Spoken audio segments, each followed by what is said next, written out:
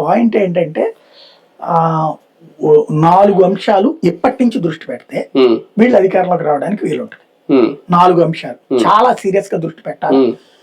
ప్రశాంత్ కిషోర్ దగ్గర డబ్బులు, లేకపోతే పేరేవాడు రాబిన్ సింగ్ డబ్బులు కాకుండా మనకి డబ్బులు ఇస్తే మనం చెప్పిన సర్వే మనం చెప్పినటువంటి విశ్లేషణ కరెక్ట్ అవుతుంది. వాళ్ళు చెప్పేది ఏ దిక్కుమాలి కాకపోతే ఏం లేదు, వాగుతున్నాం. అది పెట్టుకుంటే సింపుల్. నెంబర్ 1 వచ్చేటప్పటికి కూటమిలో సమన్వయం చేసుకోవడం. జనసేన వాళ్ళ అసంతృప్తిని చల్లార్చడం, బీజేపీ వాళ్ళ అసంతృప్తిని చల్లార్చడం. నువ్వు 70 తీసుకో, వాళ్ళిద్దరికి 30, 20-10 అనే ఫీలింగ్ క్రియేట్ చేయి.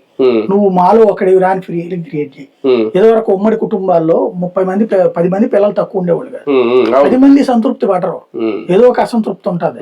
కానీ అమ్మమ్మో తాతమ్మో, అమ్మ ముగ్గురిని చేరదేస్తే, నాన్న 2 చేరదేస్తే, తాతమ్మ ఒక 3 చేరదేస్తే ఇట్లుండేది.